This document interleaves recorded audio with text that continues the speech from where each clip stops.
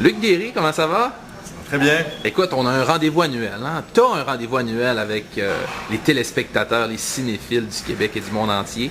Là, ça fait 3 années de suite qu'on se parle d'un film.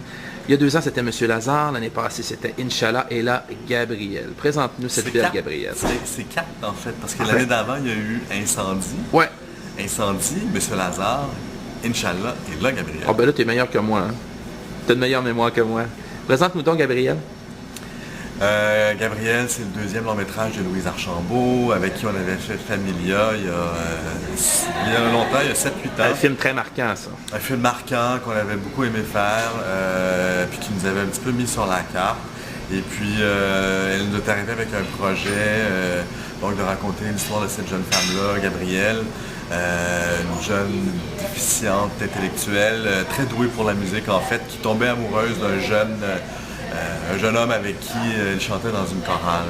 Et puis, c'est une super belle histoire. C'est une histoire qui est super touchante, dans laquelle on se retrouve tous. Puis c'est ça qui est beau du film en fait, parce que on se rend compte qu'on est tous pareils, puis qu'on est tous ordinaires. Moi, je connaissais un petit peu Alex dans une émission qui s'appelait Destiny, puis qui jouait le bad boy.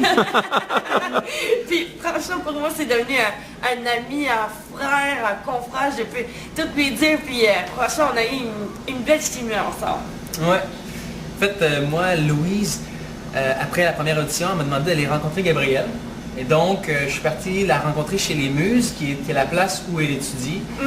Et puis, c'est moi qui étais confronté à être la personne qui doit s'inclure avec un groupe. Et eux autres se connaissaient tous. Et ils ont été très, très inclusifs. Je me suis senti comme chez moi. Puis c'est vrai, on a développé un esprit comme frère et sœur. Ouais, c'est vrai. Ouais. Ce que les gens vont dire, c'est qu'on est des gens ordinaires. On est des gens comme les autres. On est des gens qui vivent avec des défis, même si c'est dur, si c'est facile. Comme genre Gabrielle, elle va apprendre que sa sœur s'en va en Inde, puis qu'elle se sent choquée, puis qu'elle veut comprendre pourquoi, puis que les parents ne veulent pas que Martin et Gabrielle soient amoureux. C'est comme un peu de mélange de Roméo et Juliette. Oui, hein? C'est choquant aussi. Oui, c'est choquant, parce que on veut comprendre pourquoi on veut être en amour, parce que l'amour, ça fait partie de la vie, même si parfois c'est dur et compliqué, puis que dans ce message-là que j'apprends, c'est qu'on est des gens ordinaires, puis qu'on veut montrer à les gens, on est comme tout le monde.